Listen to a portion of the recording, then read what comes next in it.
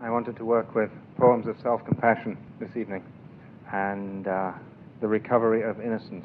I tend to look at innocence and experience as two opposing forces, and that we have so much innocence when we come into the world, and that slowly as the years go by it gets worn away until hopefully there's just enough at the end to take you through. I want to take another look at that and say, what would it be like to see it differently, and not to choose so much between innocence and experience, and to see innocence as a kind of vital force which lives within us, something that must be kept alive at all times, in all ways. So I'll start with a poem by a woman struggling towards her innocence, Mary Oliver, a poem called A Journey. She's leaving the house in which she lives. In the spiritual traditions, there's always the metaphor of coming home, that you're going home somehow. But the strange thing is, in order to go home, you usually have to leave the home you're living in at the moment. So first you leave the house in order to make the journey to come back to the house. So here's Mary Oliver, remarkable East Coast poet from the States. And she says, one day you finally knew what you had to do. You know those days, once every 10 years or so. One day you finally knew what you had to do, and began, though the voices around you kept shouting their bad advice. One day you finally knew what you had to do, and began, though the voices around you kept shouting their bad advice, though the whole house began to tremble, and you felt the old tug at your ankles. Mend my life, each voice cried. But you didn't stop. You knew what you had to do. Though the wind pried with its stiff fingers at the very foundations, though their melancholy was terrible, it was already late enough, and a wild night, and the road full of fallen branches and stones. But little by little, as you left their voices behind, the stars began to burn through the sheets of clouds, and there was a new voice which you slowly recognized as your own, which kept you company as you strode deeper and deeper into the world, determined to do the only thing you could do, determined to save the only life you could save. And there was a new voice which you slowly recognized as your own, that kept you company as you strode deeper and deeper into the world, determined to do the only thing you could do, determined to save the only life you could save. This determination to save the only life you could save, on the surface sounds quite selfish, but the line where she says that she is striding deeper and deeper into the world tells you that it's not. She's determined to save the greater life that is possible for her. It's the life that belongs to the world. It's the life of her destiny. And that whenever we take a step towards that greater life, there's always a possibility of betraying others, and those people will say, mend my life, don't come back, don't go, don't go, don't go, don't go. But you didn't stop, though the wind pried with its stiff fingers at the very foundations, though their melancholy was terrible. It was already late enough, and a wild night, and the road full of fallen branches and stones. Mary Oliver says, you want to know what it's like when you take that step outside your house and leave that confining identity around and go out on the road of life? That's what it feels like. It feels like as if you're leaving at 2 o'clock in the morning in the middle of a windstorm. It was already late enough, and a wild night, and the road full of fallen branches and stones. But little by little, as you left their voices behind, the stars began to burn through the sheets of clouds, and there was a new voice which you slowly recognized as your own, that kept you company as you strode deeper and deeper into the world, determined to do the only thing you could do, determined to save the only life you could save.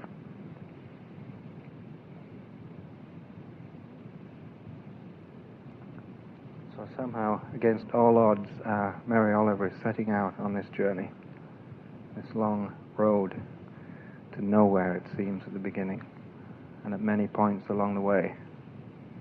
All there is the beckoning intuition, the beckoning uncertainty that calls you on, God over the horizon all the time, life over the horizon. but some kind of desire in the world which is pulling out your own desire body. It's an intuition of one's own place in the world, of one's own destiny. It's the feeling that you can be found by the world, the possibility of being found by this astonishing world in which we live, which holds as much beauty and as much terror as we can take, and then more some, as we step further and further into it. Mary Oliver has another poem which is really astonishing. She starts with the line, it's a poem called The Wild Geese, and again, a poem of tremendous self-compassion and self-forgiveness. She starts with the lines, you do not have to be good. And you really don't need any of the rest of the poem. This first line, you read this poem in around Massachusetts, in Boston, where the Puritan ethic has been very strong, and 400 people line up afterwards. They want to know where they can get the poem from. Who would write something so radical? It says, you do not have to be good. You do not have to walk on your knees for 100 miles through the desert, repenting. I feel like she knows the territory here. You do not have to be good. You do not have to walk on your knees for 100 miles through the desert, repenting. You only have to let the soft animal of your body love what it loves. Tell me about despair, yours, and I will tell you mine. Tell me about despair, yours, and I will tell you mine. But meanwhile, the world goes on. Tell me about despair, yours, and I will tell you mine. But meanwhile, the world goes on. Meanwhile, the sun and the soft pebbles of rain are moving across the landscapes, over the prairies and the deep trees, the mountains and the rivers. Meanwhile, the wild geese, high in the clear blue air, are heading home again. Whoever you are, no matter how lonely, the world offers itself to your imagination, calls to you like the wild geese, harsh and exciting, over and over again, announcing your place in the family of things. Over and over again, announcing your place in the family of things. You do not have to be good. The amazing thing about this is that the poem is excellent. See, the poem is excellent. The poem is good. So there's some mystery here she's talking about. She says you do not have to be good. What she's saying is when you first step in to write your poem, when you first step in to write your life, you do not have to be good. You can't get there from here if you think you have to be good in order to do it. She's saying somehow that if there is goodness in the world, it comes from our rubbing ourselves up against life and testing ourselves against it and making lots of mistakes and falling down flat and doing bad things thinking we're doing good things thinking we're doing bad things, and making sense of it from the greater perspective of one's own personal destiny and intuitions of where we're supposed to go in the world. You do not have to be good. You do not have to walk on your knees for 100 miles through the desert repenting. You only have to let the soft animal of your body love what it loves. This is what I call a 3,000 mile only. You only, that's all you've got to do, you only have to let. You only. Every poem has a word which is usually a threshold. You have to really fill it with your voice. If you don't, you can't get to the rest of the poem. This only takes everything to get through. You only. We'll be here at 11 o'clock tonight. I'll still be saying you only. You only have to let the soft animal of your body love what it loves. In Bhutan, in the Himalayas, I was there a couple of years ago, and there's a famous monastery called Taksdang Monastery, which means the Tiger's Nest Monastery. And Padmasambhava, the apostle of Buddhism to Bhutan, is supposed to have arrived there on this cliff face on the back of a tiger. This is a mythological way of describing what the impact was of Buddhism on Bhutanese society. Padmasambhava arrived on the back of a tiger. And this Tiger's Nest Monastery, which grew out of that first hermit cell, is there hanging 2,000 feet above this cliff. And you go up and you walk to the cliffs opposite and look at it. And you see, as you look closely through your binoculars, that there are these log ladders going down beneath it. And they go down and down, 100 feet, 200 feet. And at the bottom are these little monks' cells. And in these monks' cells, they wall monks and nuns up for 3 years, and 3 months, and 3 days. And probably 3 hours for all I know. But it's a tradition They wall them up, and they pass in food and pass the food out, pass in buckets, pass out buckets, and they're in there meditating for 3 years. These people obviously have a lot of meditation behind them already. They don't throw people in there right away. You go in there voluntary. But I was thinking as I saw them, I think they're just trying to get through that only of Mary Oliver's. Just 3 years and 3 months and 3 days to get through that only. Maybe you'd get through it. You only have to let the soft animal of your body love what it loves. It sounds so simple. It's a tremendous discipline. It takes a whole lifetime. Follow your bodily intuitions of what your life could be. And somehow, in order to do that, you have to keep the child's body intact inside you. And yet you can't give away your experience at the same time. I mean, if you think about your own life, how many times do you set up the adult inside you against the child? That if the child's missing, the adult has to step aside so the child can come in. If the adult is missing, the child has to step aside. What's it like to have a life where they're both there at the same time?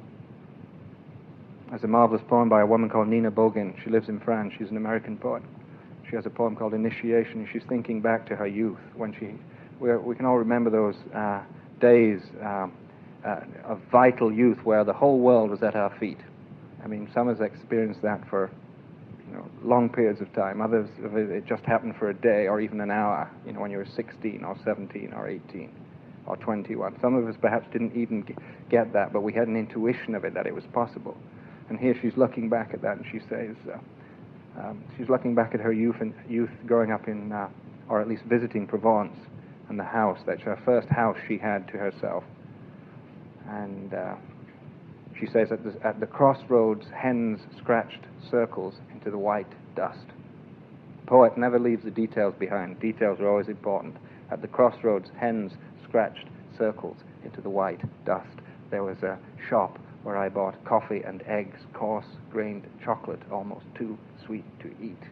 When I walked up the road, the string sack heavy on my arm, I thought my legs could carry me anywhere, into any country, any life. The air, dazzling as sand, grew dense with light. Bougainvillea spilled over the salmon walls. The world could be those colors. The melon, the mango, the avocado, evening releasing its circles of moon. I climbed the pink stairs and entered the house, as calm and ephemeral as my own certainty. I climbed the pink stairs and entered the house, as calm and ephemeral as my own certainty. This is my house, my key, my hand with its new lines. I am as old as I will ever be.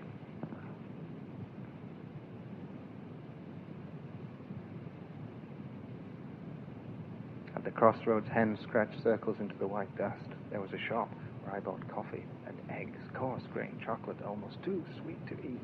When I walked up the road, the string sack heavy on my arm, I thought my legs could carry me anywhere, into any country, any life. I thought my legs could carry me anywhere, into any country, any life.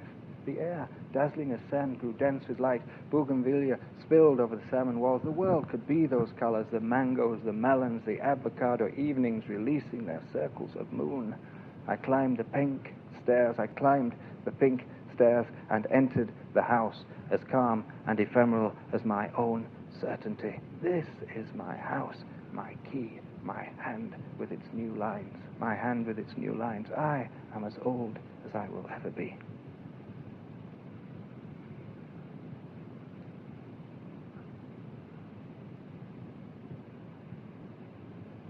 Feel that ability that Nina Bogin has to walk inside her own body and call out those memories, but call out the vitality that's not just a memory but an ongoing living presence within her, a kind of Holy Spirit of vitality, a holy spirit of engagement with life that sees every possibility and wants to follow every possibility. Now, how do we keep that part alive, as we grow older, as we grow younger toward death? Instead of older toward death, what's the possibility of growing younger toward death? I'll stay with the women poets here for a little while. And there's a woman, Fleur Adcock, New Zealand born, lives in England. She got to about the age of 50 or so, And she suddenly realized she was going over that edge between early middle age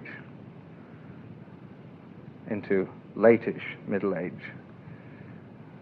where the self-justifications and things you said to yourself didn't quite work the way they had 10 years earlier.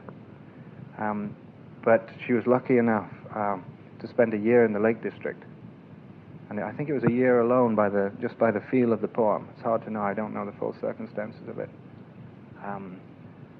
But she sees her face in the mirror and sees in new lines in the weathering. And the poem is called Weathering.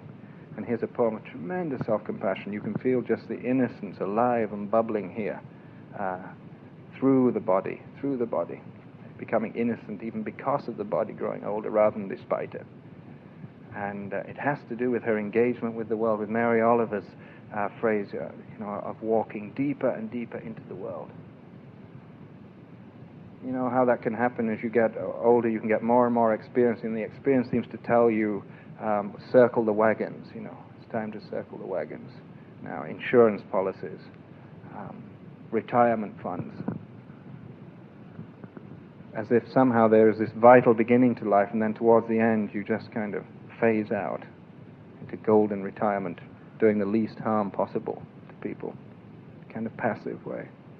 What's it like to take a more vital, visionary attitude to growing into life, walking deeper and deeper into the world, determined to do the only thing you could do, determined to save the only life you could save? So here she is with this poem, Weathering, living in this beautiful place in the Lake District. She says, the wind catches my face. The wind from the snow line catches my face. My face catches the wind from the snow line. My face catches the wind from the snow line and flushes with a flush that will never wholly settle. Well, that was a metropolitan vanity, wanting to look young forever to pass. That was a metropolitan vanity, wanting to look young forever to pass. I was never a pre-Raphaelite beauty, and only pretty enough to be seen with men who wanted to be seen with passable women.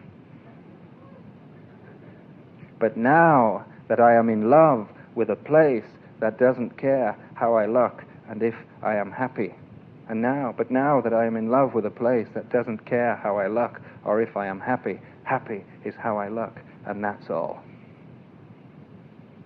But now that I am in love with a place that doesn't care how I look or if I am happy, happy is how I look, and that's all. My hair will grow gray in any case. My nails chip and flake, my waist thicken, and the years work all their usual changes. If my face is to be weather-beaten as well, it's little enough lost for a year among lakes and fells, where simply to look out of my window at the high pass makes me indifferent to mirrors and to what my soul may wear over its new complexion. This is my house, my key, my hand with its new lines. I am as old as I will ever be. You feel that? She calls it out of herself. But now that I am in love with a place that doesn't care how I look or if I am happy, happy is how I look, and that's all. My hair will grow gray in any case. My nails chip and flake. My waist thicken, and the years work all their usual changes. If my face is to be weather-beaten as well, it's little enough lost for a year among lakes and fells, where simply to look out of my window at the high pass makes me indifferent to mirrors and to what my soul may wear over its new complexion, and to what my soul may wear over its new complexion. What my soul may wear over its new complexion.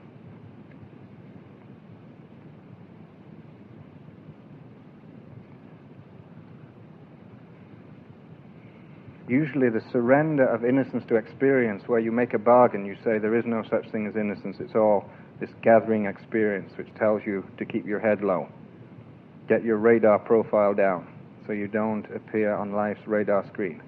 It's a kind of inner stealth technology.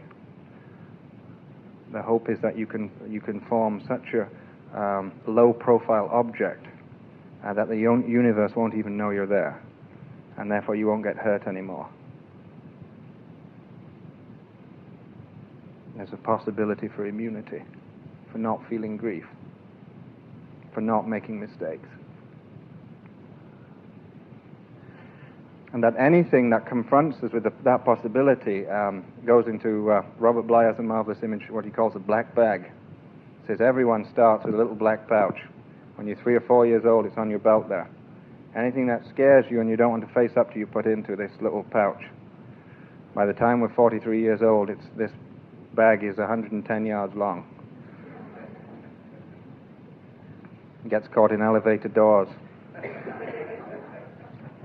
You're pulling it behind you on your way to work. You wonder why it's so difficult walking to work.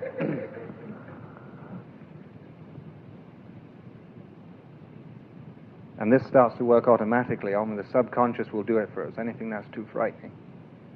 So that sometimes you only get the first intuition or first articulation of it, and then all you get is, wow, as it flies into the bag. It's a kind of Doppler effect.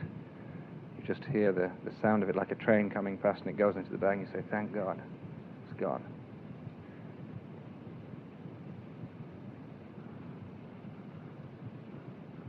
And the contemplative traditions say again and again, if you're going to open up to your soul's possibility for the world, you have to take everything that's there. And the poetic imagination, which is very strong in the contemplative tradition, the contemplatives were always, in some ways, marvelous poets. As the poets become contemplatives, Coleridge said that you can't start off being a philosopher in order to be a poet, but every poet turns into a philosopher.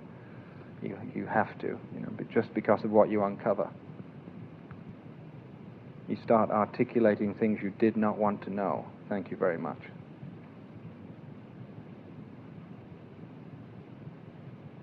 So what happens is this refusal to confront one half of our existence, the dark side. What's difficult about our lives, what's grief-filled about our lives, what's painful about our lives, what's flawed about our lives. And the hope is that you can just concentrate on this other side and everything will be marvelous and good. And all the time, one side of it is just atrophied. And the soul doesn't seem to make the distinction between the light and the dark. It chooses both. It doesn't care whether you do something successfully or fail at it. It just wants to know, did you do it in your way? Was it you who failed, or were you trying to be someone else when you failed? If it was you, the soul's happy. That was your experience, your failure. No one can take it away from you. Pablo Neruda, when he was looking back on the first lines he wrote of poetry, he described it this way. He said, something ignited in my soul. Algo golpeaba en mi alma. Something ignited in my soul. Fever or unremembered wings, and I went my own way deciphering that burning fire. E mi fui haciendo solo, descifrando aquella quemadura. And I went my own way deciphering that burning fire. What a marvelous description of walking into life. Mary Oliver's walking deeper and deeper into the world. To walk into life as if you are deciphering some burning fire. E mi fui haciendo solo, descifrando aquella quemadura. Y escribí la primera línea vaga, and I wrote the first bare line. Vaga sin cuerpo, pura tonteria. Bare without substance, pure foolishness, pure wisdom of one who knows nothing. And suddenly I saw the heavens unfastened and open. Y algo golpeaba en mi alma, fiebre o alas perdidas, y me fui haciendo solo, descifrando aquella quemadura, y escribí la primera línea vaga, vaga sin cuerpo, pura tontería, pura sabiduría, del que no sabe nada, y vi de pronto el cielo desgranado y abierto. And something ignited in my soul, fever or unremembered wings, and I went my own way, deciphering that burning fire. And I wrote the first bare line, pure foolishness, pure wisdom of one who knows nothing. And suddenly I saw the heavens unfastened and open.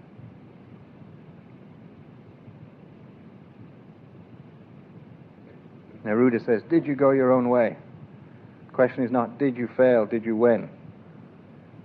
I live in a culture now which is totally fixated on winning. So anything that has to do with losing goes straight into the black bag, a place called North America. The British, it's the other way. The British are great at losing.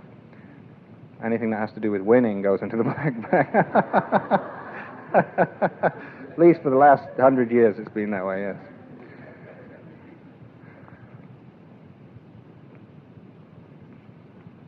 Every country has its black bag. Every person has their black bag. So the question is, are you going to open it up?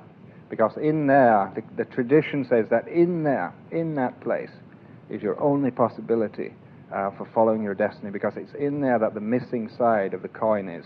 You know, in the fairy stories, at the beginning of the fairy story, there's a coin broken in two, and they fit together. And the resolution of the story is when the two people come with the two coins and fit it together. In this case, it's the dark side, the dark coin and the light coin coming together and fitting exquisitely. And that somehow a lack of self-compassion has to do with the inability to come to terms with this side that we've disowned. We say, I do not own it, I disown it. That is not me. I did not say that to that person at that time. There's something that just came over me. It's almost as if we'll only go out of the house when the moon is growing larger.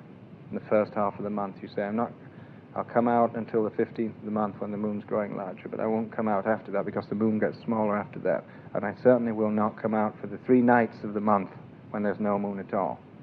Now, if someone said this to you, you'd think this was very, very strange.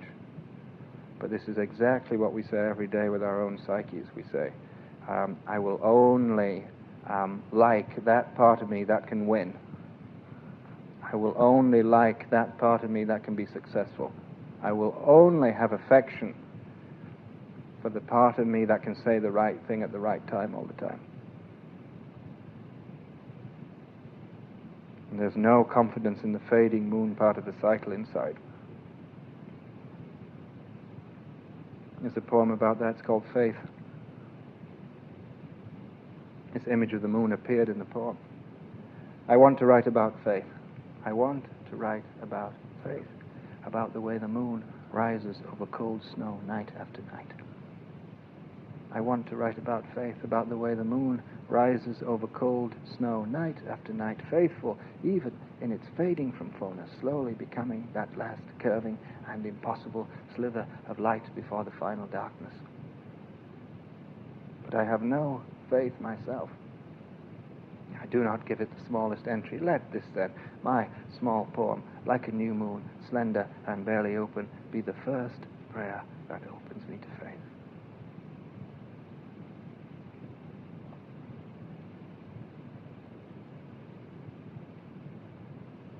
I want to write about faith, about the way the moon rises over cold snow night after night, faithful even in its fading from fullness, faithful even in its fading from fullness. What if the moon suddenly decided it wasn't going to come up the last half of the month because there was only a little bit of it showing?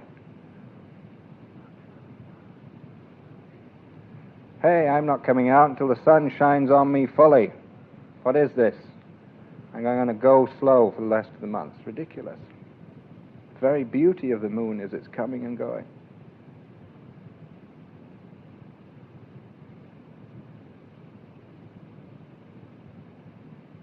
Yet we have no patience for our own coming and going.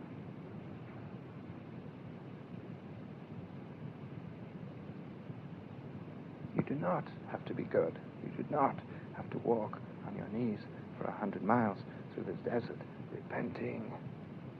You do not have to be good. You do not have to walk on your knees for 100 miles through the desert repenting. You only, you only, you only, you only, you only, you only, only, you only have to let the soft animal of your body love what it loves.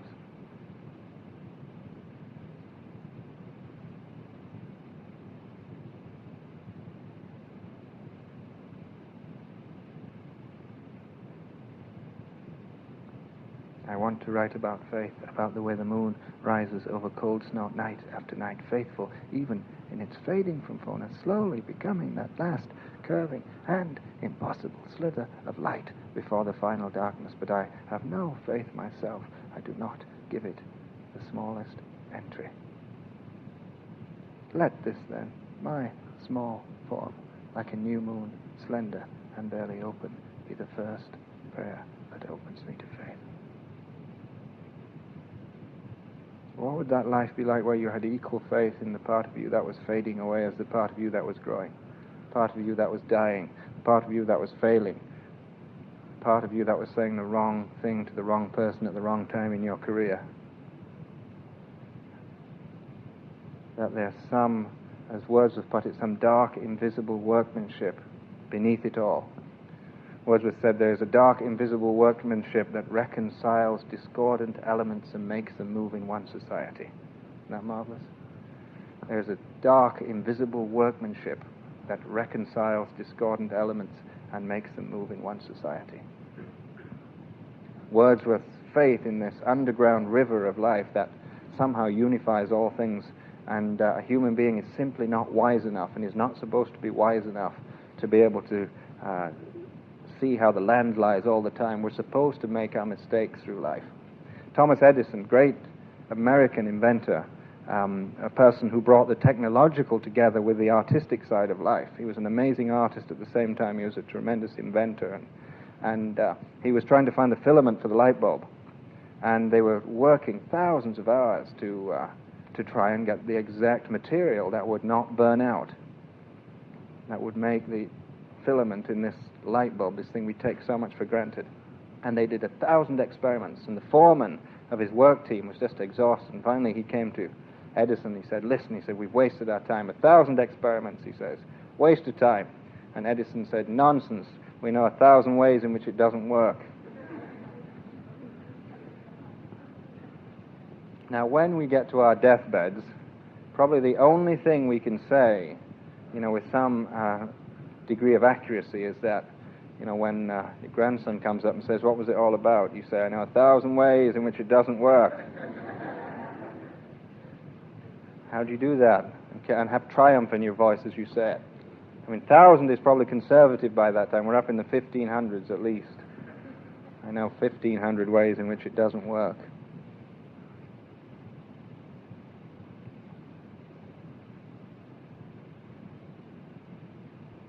If you look at the poetic tradition, the way that men and women have spoken about walking into this side of themselves, the image is usually things like walking into a dark wood. Dante, he began the Commedia, one of the greatest epics of Western literature. He said, Nel mezzo del cammin di nostra vita mi ritrovai per una oscura selva. In the middle of the road of my life, I awoke in a dark wood. Sometime in the middle of your life, you stop trying to be nice all the time. And you stop trying to smile and pour tea for everyone. And you face up to this other fading side of you. Usually what happens when you face up to the fading side of you, all things being equal, it's an equal celebration, but usually this side of us is being crushed and compressed for so long that the first experience you get when you go in is one of grief. For all the years you didn't walk in there before, because your innocence was in there too.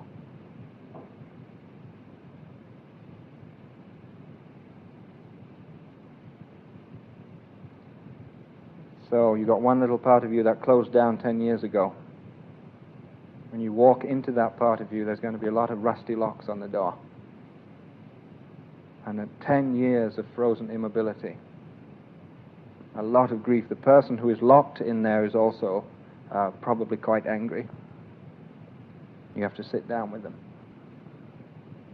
They're also in some ways ill. That part of you is ill, it's sick. It needs nursing. All these things all at once. I remember writing a poem about grief. It's called The Well of Grief. It's in Where Many Rivers Meet. And I remember dropping down into the poem, and the image was the well here, dropping down into the well. I got this very strange image at the bottom. The poem goes like this: The Well of Grief. Those who will not slip beneath the still surface on the well of grief.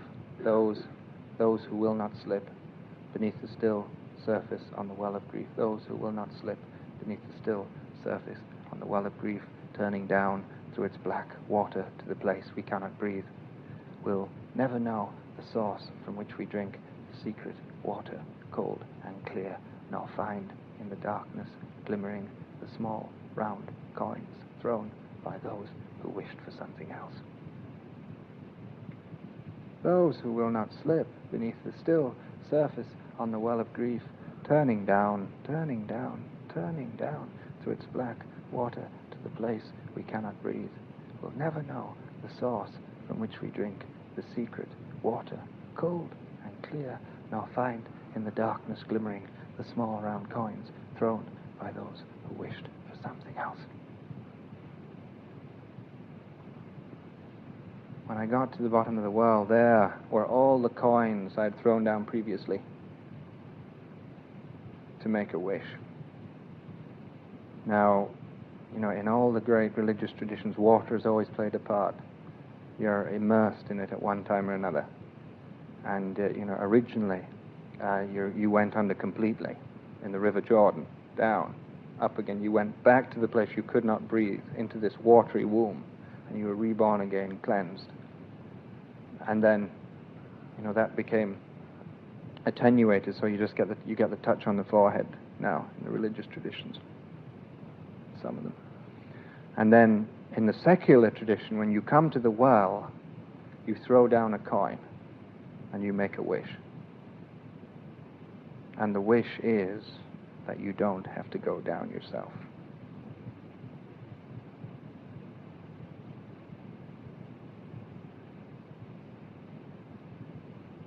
Because we intuit in that dark, watery hole both the source of our nourishment and the place we're so frightened to walk back into. And so we'll throw anything down there, credit cards.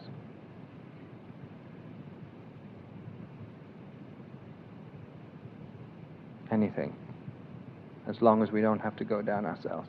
Those who will not slip beneath the still surface on the well of grief, turning down through its black water to the place we cannot breathe, will never know the source from which we drink the secret water, cold and clear, nor find in the darkness glimmering the small round coins thrown by those who wish for something else.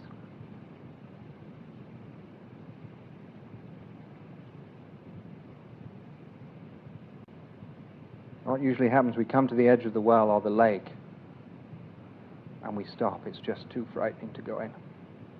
There's a marvelous passage in Beowulf, this original Anglo-Saxon poem 1500 years ago. This description of Beowulf having to go down to the lake. The story says that King Hrothgar in Denmark is being terribly bothered by this huge green creature that comes out at night, fights off his best warriors, and drags young men and maidens off to the swamp, leaving a trail of blood behind. And Beowulf, who is this 6th century mercenary, turns up on the shores of Denmark and says, "I'll sort it out for you." And Hrothgar says, "Half my kingdom if you can do it." Gold, silver, rings. And so that night in Herod, which is the hall, Hrothgar's hall, everyone clears out except for Beowulf and his men. And this green creature called Grendel comes into the hall looking for youth, for innocence. And Beowulf engages in this titanic fight through the night and finally wounds Grendel. And Grendel staggers off back to the swamp and dies in the swamp. Celebration. Marvelous. Half his kingdom to Beowulf. Rings, gold, sword, dancing, mead flowing over. Stories. The next night something else comes out of the swamp. Fights off Hrothgar's best men, drags young men and women off to the swamp, leaving trails of blood behind. Grendel's mother. The story says it's not the thing you fear, it's the mother of the thing you fear.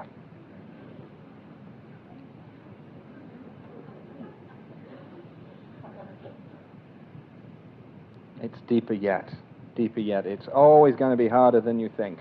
The nourishment that comes from going in that side is going to be more precious than you could have known. But to get there, it's going to be more difficult than you could have known. People go through terrible traumas in their life. They say, "This is it, God, I've learned my lesson. Let it end now," and it goes on, it goes on, it goes on. And there's no answer to it. There's no consolation.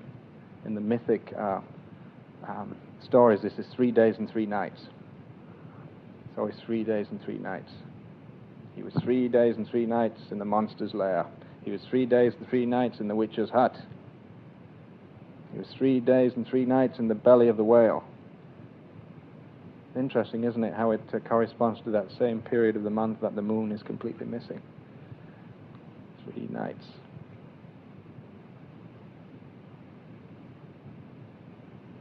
So Beowulf has to go to the lake, and he has to go down into the lake.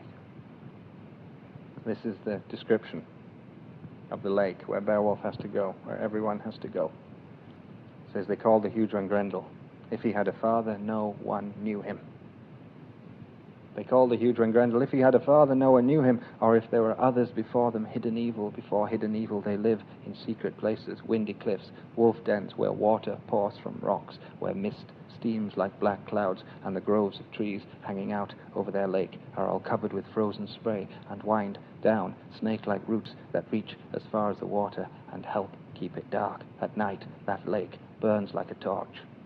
No one knows its bottom. No wisdom reaches such depths. A deer hunted through the woods by packs of hounds, a stag with great horns, though driven through the forest from faraway places, refuses to save its life in that water, prefers to die on that shore. It is not far from here, nor is it a pleasant spot. See, the English were into understatement even 1,500 years ago. Is not far from here, nor is it a pleasant spot. The bard is saying, if you think this is just a story, think again, warriors.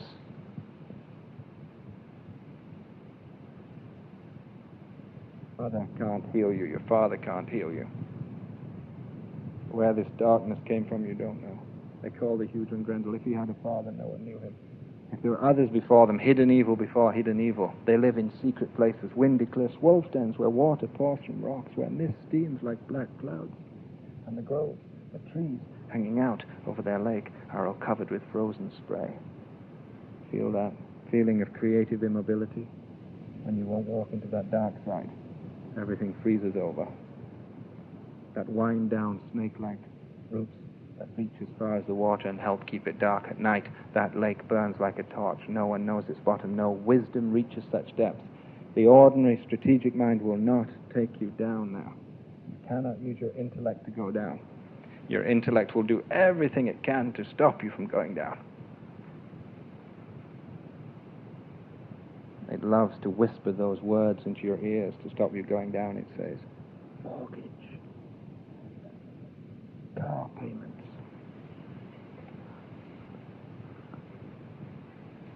School fees. Retirement fund.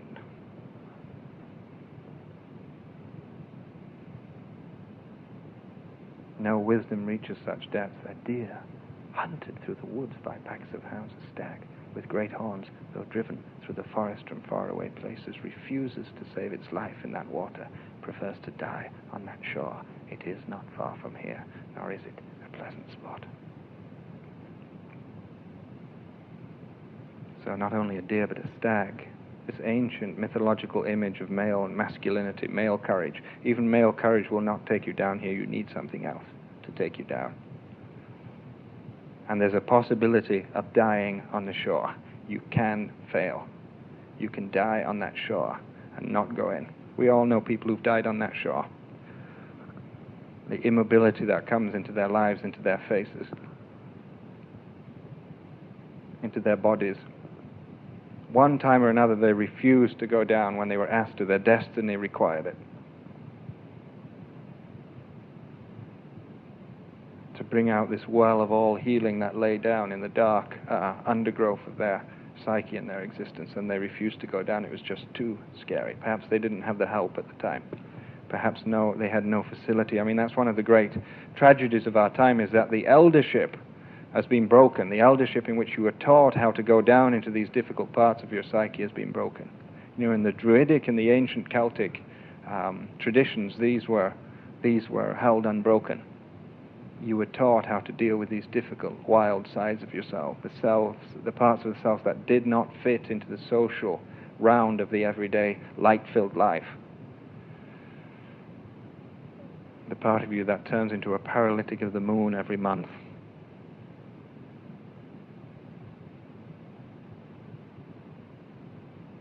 But when you come to this place in your life, there is no consolation. It seems terrible. Rilke, the great German poet, wrote about it. He said, "It is possible I am pushing through solid rock as the ore lies alone. It is possible I am pushing through solid rock as the ore lies alone. I am such a long way in, I can see no way through and no space. Everything is close to my face, and everything close to my face is stone."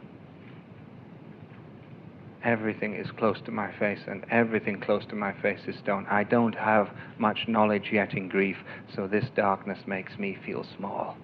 You be the master. Make yourself fierce, break in, and then your great transforming will happen to me, and my great grief cry will happen to you.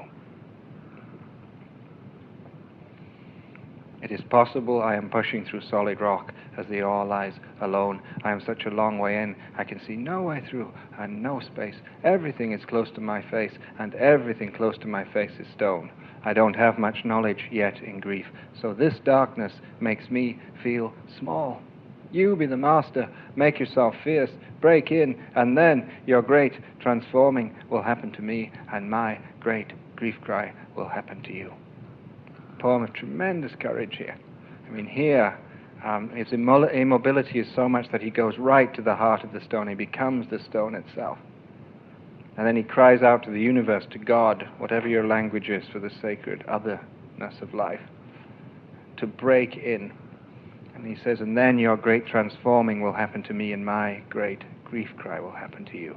It's a poem of tremendous courage because he realizes that at that moment in your life, the only thing you have to give is your grief cry, is that sound. It's your only gift back to the universe. And perhaps the world, the universe, God is trying to hear what that particular suffering sounds like. We don't know. There's no other rationale for it. Why should human beings go through such tremendous suffering? Why should children who do nothing to anyone in Sarajevo right now be having their limbs blown off, by random mortar shells? Why should that happen? There's nothing you can say, except you can't cut yourself off from it. You can only, feel the terrible pain of that, and you open to it, and you open to whatever is there. And you be the master, make yourself fierce, break in, and then your great transforming will happen to me, and my great grief cry will happen to you. It's like this incredibly intimate lovemaking where the only thing Rilke has to give is his grief. And he gives it. He says, here,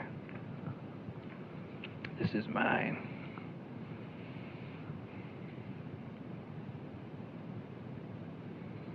He goes down into the lake as Beowulf must go down into the lake to follow Grendel's mother.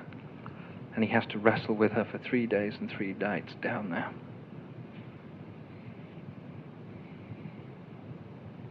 I wondered for a long time, what was it that Beowulf could take down into the lake? Here he was with the flower of Anglo-Saxon warriorhood with him, but he was the only one who could go down into the lake. And the story says that ordinary male courage won't take you down. Then I remembered this story from my own life. I was at a bridge in the Himalayas. I was walking by myself for a few days, and I was going to join up with this Belgian ornithologist I was traveling with and a Sherpa in a few days' time. And I took an alternate route. This is on the side of Annapurna. And I got to this bridge. And the bridge had, one of the cables had collapsed. And this bridge was over a 400-foot chasm. This could have been the setting for an Indiana Jones movie. It was. And there I was alone. And all of the planks of the bridge were concertinaed into the middle. And there was just one cable going across, one at the top and one at the bottom. So you'd have to kind of work your way across. And in the middle, you had to step on all these planks, and there were huge gaps in the middle. You had to kind of swing across on the cable, and then, at least in my imagination, that's what you do, because I wasn't going to go across that bridge.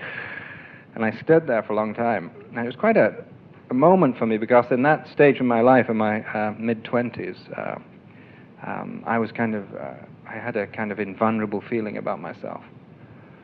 I'd lived all over the world, and I'd had a very adventurous life, and I always went ahead and did it. I was always the one who went across the bridge who did it. And here, I suddenly had this fear of going across, and I couldn't figure it out. I'd been a rock climber all my life. It's really unaccountable, but I refused to go across the bridge. And I sat there for 15 minutes. I sat there for half an hour. I sat there for 45 minutes. In the Himalayas, it doesn't really matter. You don't have a lot to do, from one day to another. There are no phone calls to make. So 45 minutes, an hour and a quarter. And what I did was what we all do when we come to a place in our lives where the bridge is down. You look at the bridge so intensely that you hope, simply by looking at it hard enough, it will spontaneously repair itself. And you walk across easily in full glory. But of course the bridge refused to repair itself. And I was just about to pick up my bag and go.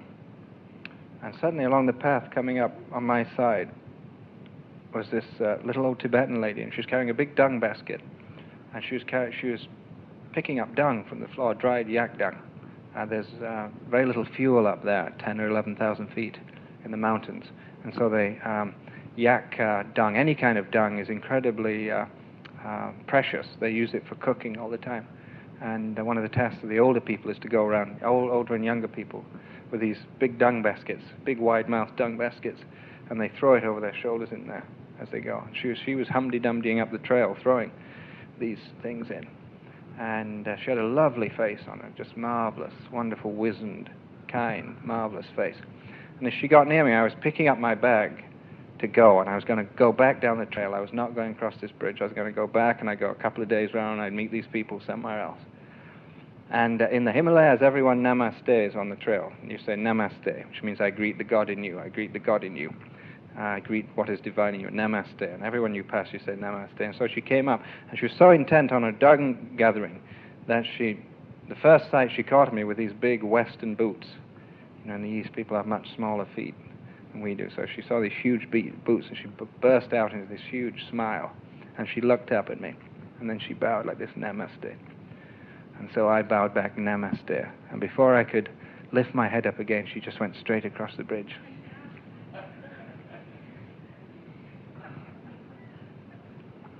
And without thinking, I picked up my bag and I went straight after her.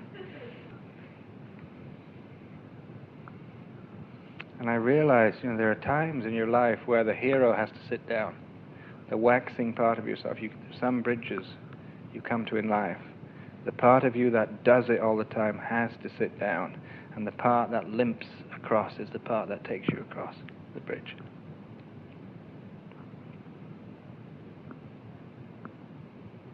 The part of you that you thought wasn't any good, that was going downhill, couldn't do it anymore.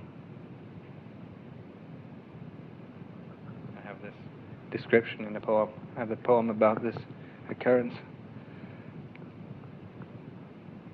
I inclined my head and clasped my hands to reply, but before I could look up, she turned her lined face and went straight across that shivering chaos of wood and broken steel in one movement.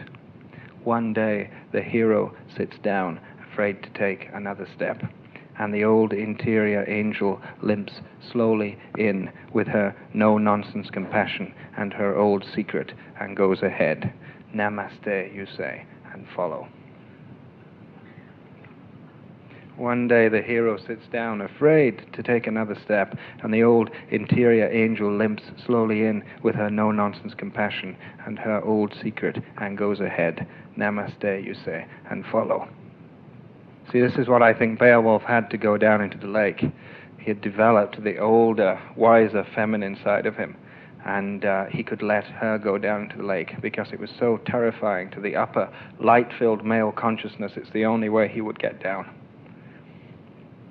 And so somewhere at the lake edge, his interior, youthful, masculine hero sits down. And another kind of timeless innocence allows him to go down into the lake.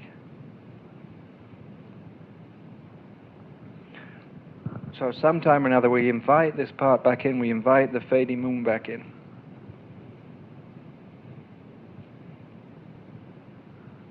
We invite the part of us that limps into our life. We take pride in that limp. We say, this is my limp. You stop trying to get by without a limp. Now, the hope is that we can be a bell which rings out absolutely clearly without a flaw in it. And so any flaws we discover in our bells, we immediately try and fix them with super glue, cement, whatever. We're covering them over. When we're simply asked to let them sound out exactly as they are, with all their flaws in them. This is our bell, this is my flaws, I stand by them. This is my flaw in the voice. This is the part of my voice that is broken in the world, and always will be. And no one's going to take it away from me. You hear Hopkins talking about this bell. He says, kingfishers catch fire as dragonflies draw flame. Kingfishers catch fire as dragonflies draw flame, as tumbled over rim in roundy wells stones ring, like each touched string tells, like each hung bow bell swung finds tongue to fling out broad its name. Each mortal thing does one thing and the same, selves, goes itself, myself it speaks and spells, crying, what I do is me, for that I came.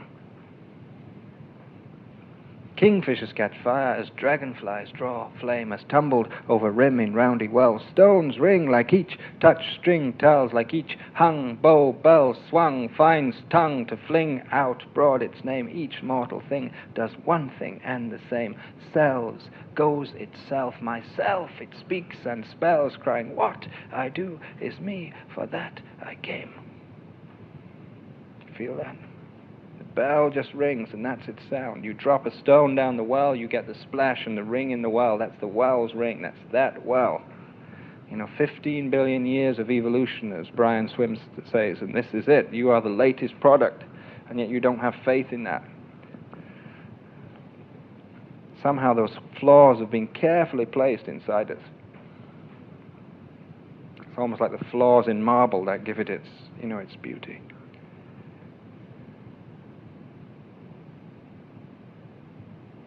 So there has to be a kind of physical invitation. Here's a physical invitation from a poet, Derek Walcott, teaches at Yale, Boston University, from the West Indies. Normally his poems are full of tremendous imagery and alliteration from the West Indies, long, long poems.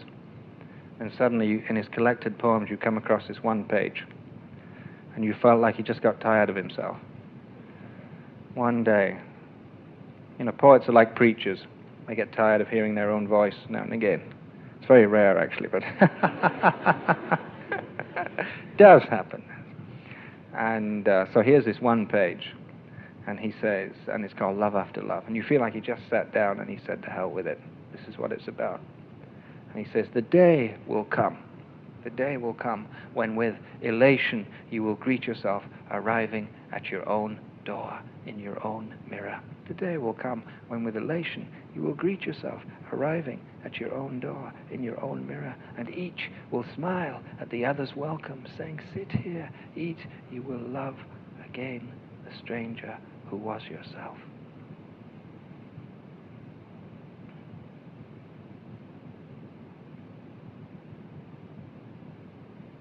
You will love again, you will love again, you will love again the stranger who was yourself. You will love again the stranger who was yourself. Give wine, give bread, give back your heart to itself, to the stranger who has loved you all your life, whom you ignored for another who knows you by heart. Take down the love letters from the bookshelf, the photographs, the desperate notes. Peel your own image from the mirror. Say it. Feast on your life. Feast on your life.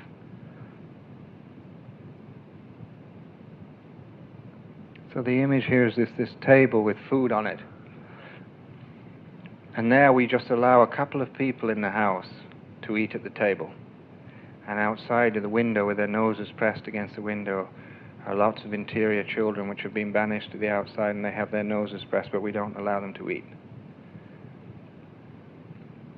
And there are some who don't even make it to the house. They're off in the alleyways somewhere. And there are those parts of us that do those awful things at those awful times, and they're off out too. We don't want them in. Sometime or another you invite them back in to the feast. You invite your pain back in. You invite your grief back in. You say everything has a place. especially you. The day will come when with elation you will greet yourself arriving at your own door, in your own mirror, and each will smile at the other's welcome. Each will smile at the other's welcome, saying, sit here, eat, you will love again, you will love again, you will love again, you will love again the stranger who was yourself. Give wine, give bread, give back your heart to itself, to the stranger who has loved you all your life, whom you ignored for another, who knows you by heart. Take down the love letters from the bookshelf, the photographs, the desperate notes. Peel your own image from the mirror. Sit. Feast, feast, feast, feast on your life. Feast on your life.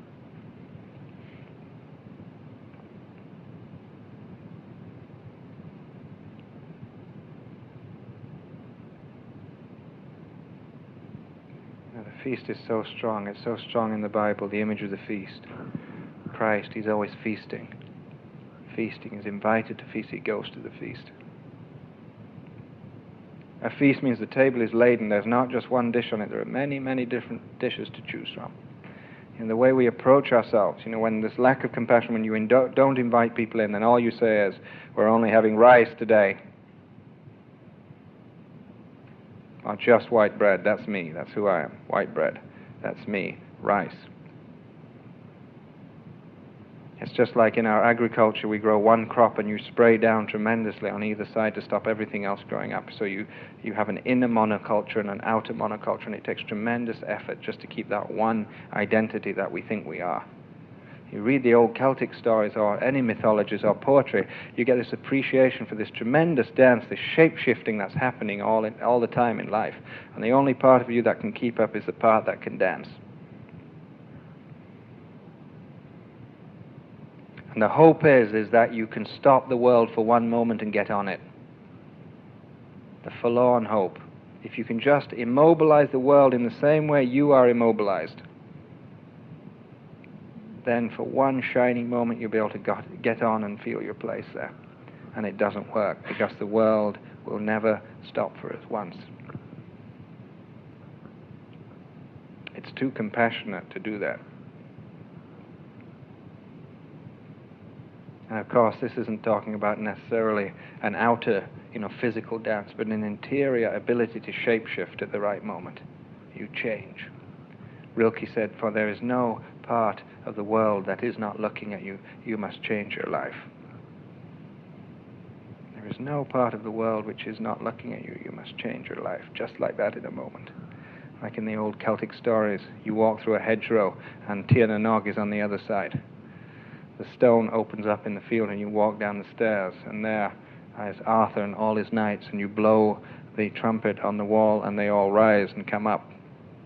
The hand comes out of the lake with the sword in the hand, and you take the sword. It's just one moment. The stories say that.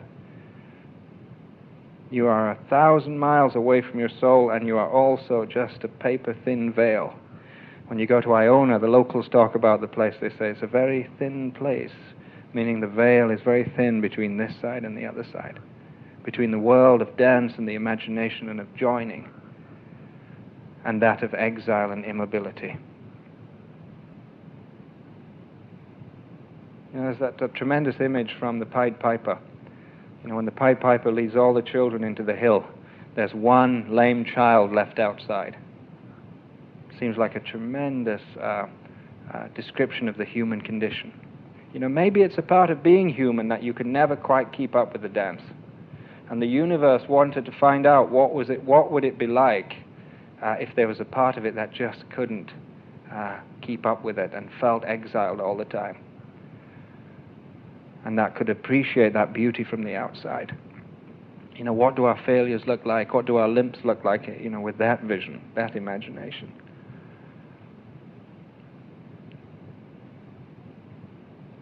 I'm going to finish with this poem.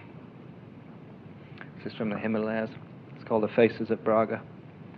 And it's an experience of going into a temple there and seeing these incredible faces on these wooden statues. And the wooden statues were of bodhisattvas, which are the equivalent of Buddhist saints. The bodhisattva in the Buddhist tradition is someone who has decided right on the threshold of nirvana, of heaven, to turn round and go back into human life and help everyone else go in before he or she will go in. And one of the Buddhist vows is that sentient beings are numberless. I vow to save them. Sentient beings. In other words, it's impossible that I'm going to do it. I'm going to try anyway. Sentient beings are numberless. I vow to save them. And so, in this temple are these wooden statues. When you see them, you see this incredible life in these wooden faces. It's just as if the people who carved them were absolute initiates, and they put the silence and the self-compassion that was in their own bodies into the wood. And we were led into this place by an old lay monk. And the place is kind of falling down a little bit.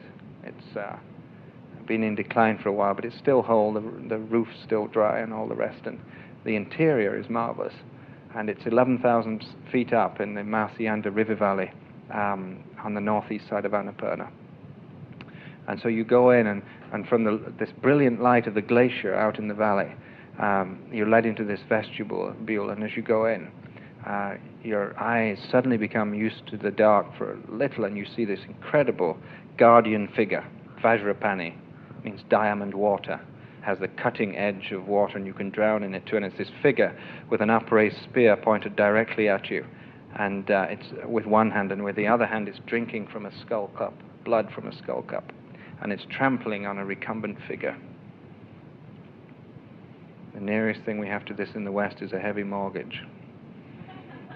You know that when you're driving to work or going to, the spear is right over your shoulder there. Make those payments. And it's whatever part of life that weighs on you. But one of the interpretations of this, and I think it's a shallow interpretation of it, is that these things are there to keep your fears outside. You're supposed to leave your fears outside. My experience is they're there exactly to bring up the most difficult fear you have. You know, when you see that, there's a little intake of breath, you go, as you see it, and it says, that one, take that one in. Everyone goes into the temple. Take the fading part of you in, take the fearful part of you in. And then underneath you see the golden Buddha waving you in, saying, come in, the mudra of beckoning, spirituality, the technology of the sacred here as you walk in through the door. And so we go in, you light the butter lamps, you look up, you see these faces. There's this astonishing feeling, this compassion and love in these wooden faces. Here we are with these mobile, soft, malleable faces, so often set against the world. And here with these wooden faces with so much love and compassion. And I said, how can it be? I wrote this poem to get to the bottom of it, called The Faces of Braga. In monastery darkness, by the light of one flashlight, the old shrine room waits in silence. In monastery darkness, by the light of one flashlight, the old shrine room waits in silence, while above the door we see the terrible figure, fierce eyes demanding, will you step through? The terrible figure, fierce eyes demanding, will you step through? And the old monk leads us, bent back, nudging blackness, prayer beads in the hand that beckons. We light the butter lamps and bow, eyes blinking in the pungent smoke, look up without a word, see faces in meditation, 100 faces carved above, eye lines wrinkled in the hand-held light. Such love in solid wood, such love in solid wood. Taken from the hillsides and carved in silence, they have the vibrant stillness of those who made them. Taken from the hillsides and carved in silence, they have the vibrant stillness of those who made them. Engulfed by the past, they have been neglected. But through smoke and darkness they are like the flowers we have seen growing through the dust of eroded slopes, their slowly opening faces turned toward the mountain. Carved in devotion, their eyes are softened through age, and their mouths curve through delight of the carver's hands. If only their mouths curve through delight of the carver's hands. If only our own faces would allow the invisible carver's hands to bring the deep grain of love to the surface.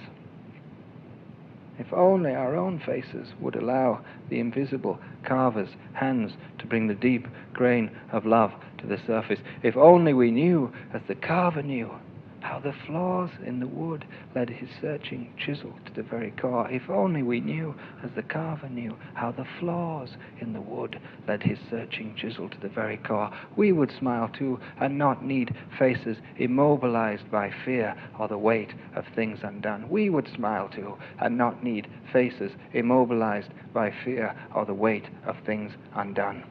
When we fight with our failings, we ignore the entrance to the shrine itself and wrestle with the guardian, fierce figure on the side of good.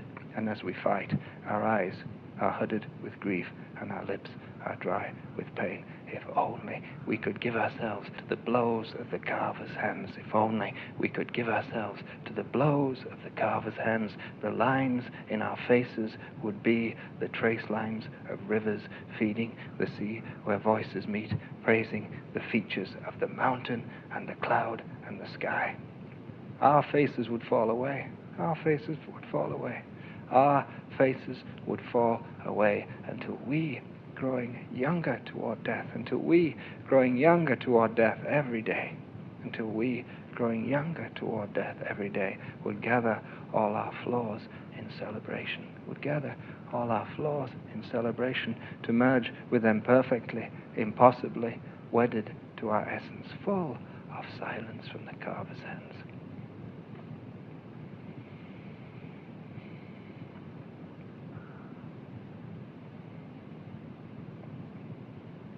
Wedded to our essence, full of silence, full of silence from the carver's hands.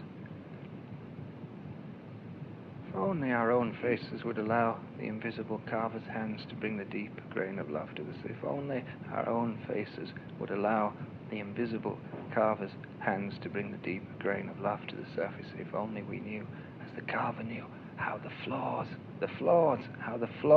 in the wood led his searching chisel to the very core, we would smile too, and not need faces immobilized by fear or the weight of things undone. When we fight with our failing, we ignore the entrance to the shrine itself and wrestle with the guardian, fierce figure on the side of good. And as we fight, our eyes are hooded with grief and our lips are dry with pain. If only we could give ourselves to the blows of the carver's hands, the lines in our faces would be the trace lines of rivers,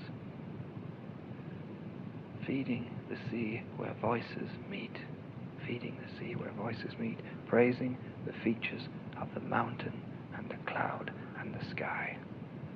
Our faces would fall away until we, growing younger toward death every day, until we, growing younger toward death every day, would gather all our flaws in celebration to merge with them perfectly, impossibly, wedded to our essence, full of silence from the carver's hand.